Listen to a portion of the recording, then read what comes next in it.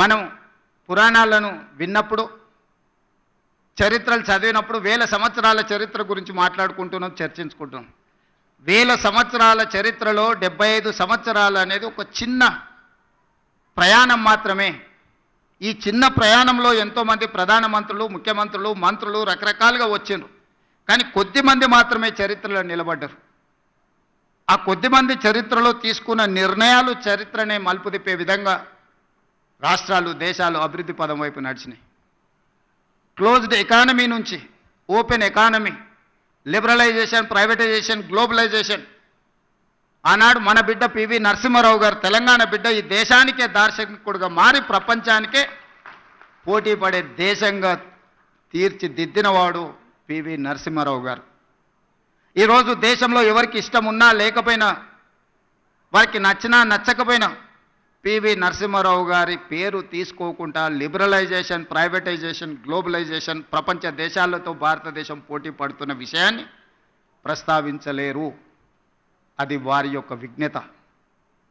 ఈ పరిణామ క్రమంలో ఈరోజు ఇక్కడ ఉన్న ఐఏఎస్, ఐపీఎస్ అధికారులతో పాటు ఇక్కడికి వచ్చిన అందరినీ నా సూటి ప్రశ్న, మన భవిష్యత్ తరాలకు ఏం అవసరం ఉందో ఆ ప్రణాళికలు సిద్ధం చేయడమే పాలకులుగా మా మీద ఉన్న బాధ్యత. ప్రజలు మాకు ఇచ్చిన అధికారం మీ మీద పెత్తనం చెలాయించడానికి కాదు.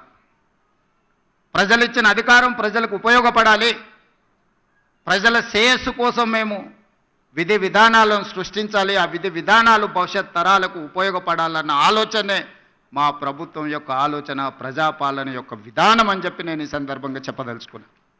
అందుకే ఈరోజు ఒక్కొక్కరికి ఒక బ్రాండ్ ఉంది అనేది అయితే అంటున్నారు. ఈరోజు నా బ్రాండ్ యంగ్ ఇండియా. అందుకే ఈరోజు యంగ్ ఇండియా స్కిల్స్ యూనివర్సిటీని మనం మొదలు పెట్టుకున్నాం. యంగ్ ఇండియా స్పోర్ట్స్ యూనివర్సిటీని మనం మొదలు పెట్టుకుంటున్నాం. యంగ్ ఇండియా స్పోర్ట్స్ అకాడమీని మనం మొదలు పెట్టుకుంటున్నాం. నేను సౌత్ కొరియా విజిట్ చేసిన ఈ మధ్యకాలంలో మా మిత్రుడు శ్రీధర్ బాబు గారితో. హార్డ్లీ ఆ దేశం యొక్క జనాభా 10 to 12 మిలియన్స్. అంటే ఒక మన హైదరాబాద్లో ఎంత జనాభా ఉన్నారో ఆ దేశం మొత్తం జనాభా 1,20,00,000 మంది. కానీ ఒలింపిక్స్లో 32 మెడల్స్ వచ్చినాయి వాళ్ళకు. భారతదేశానికి గోల్డ్ మెడల్ గుండు 0. 140 కోట్ల జనాభా ఉన్న భారతదేశం ఒలింపిక్స్లో ఒక గోల్డ్ మెడల్ కూడా తేలేదు అని అంటే ఈ దేశం నిజంగా నిశితంగా ఆలోచన చేయాల్సిన అవసరం ఉన్నదా లేదా ఈరోజు పాలకులు ఆలోచించాలి. ఒక చిన్న దేశం. నేను అక్కడ సౌత్ కొరియన్ స్పోర్ట్స్ యూనివర్సిటీ ఒక 30 acres క్యాంపస్, జస్ట్ ఆ స్పోర్ట్స్ అకాడమీని నేను చూడడానికి వెళ్తే అక్కడ ఒక అమ్మాయి కలిసింది నాకు. ఆ అమ్మాయి ఆర్చరీలో 3 గోల్డ్ మెడల్స్ సాధించింది.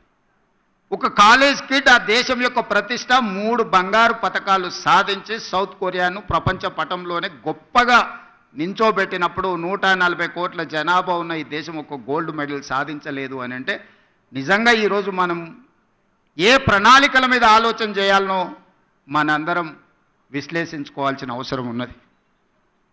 ఇవాళ ఫీ రియంబర్స్మెంట్, ఇతర పథకాలు, లేకపోతే మన ఆర్థిక స్తోమత పెరగడం వల్ల తల్లిదండ్రులకు పిల్లల యొక్క విద్య మీద ప్రత్యేకమైన దృష్టి సారించడం వల్ల మన స్పెండింగ్ కెపాసిటీస్ పెరిగినాయి. లేదా మన ఆదాయాన్ని మొత్తం పిల్లల చదువుల కోసమే పెడుతున్నాం. కానీ చదువుకున్న పిల్లలకు చదువుకు తగ్గ ఉద్యోగము, వృత్తి నైపుణ్యం ఉన్నదా అంటే లేదు. There is an gap between demand and supply. ఈరోజు ప్రతి సంవత్సరం మన దగ్గర ఉన్న 175 ఇంజనీరింగ్ కాలేజీల నుంచి 1,10,000 మంది ఇంజనీరింగ్ గ్రాడ్యుయేట్లను తెలంగాణ రాష్ట్రం ఉత్పత్తి చేస్తుంది. ఇందులో నాణ్యత ఎంత అని అంటే ఎవరి దగ్గర దీనికి జవాబు లేదు. Just like that engineering graduate పట్టా తీసుకొని వస్తే వాళ్ళ తల్లిదండ్రులు పాపం గ్రామీణ ప్రాంతాలలో మా పిల్లవాడు ఇంజనీరింగ్ చదువుకున్నాడు. ముఖ్యంగా నా నియోజకవర్గం నుంచి పేదవాళ్ళు వస్తుంటారు, సార్ నువ్వు ముఖ్యమంత్రి గారివి ఎలాంటి పెద్ద కంపెనీలకు చెప్తే మా పిల్లోడికి ఉద్యోగం వస్తుంది. ఆ కంపెనీ వాళ్ళతో మాట్లాడితే వాళ్ళు అతన్ని ఇంటర్వ్యూ చేస్తే ఆయన అప్లికేషన్ ఫామ్ కూడా నింపుకోలేకపోతున్నాడు. సార్ ఏ రకంగా ఉద్యోగం ఇవ్వాలి, మేము ఈ బరువును మోయలేము, మేము ఒక మనిషిని తీసుకుంటే డబ్బులు కాదు, ఆఫీస్లో ఒక కుర్చీ, ఫ్యాను, ఏసీ, అతనికి కావాల్సినవి అన్నీ ఇస్తే ఇట్లా ఒక 10 మంది మా సంస్థలో చేరినంటే మా సంస్థ ఉద్యోగాలు ఇచ్చుడు కాదు, మేము ఉద్యోగాలు ఎత్తుకుంటూ పోవాల్సి వస్తుంది సార్ అని చెప్తున్నారు వాళ్ళు.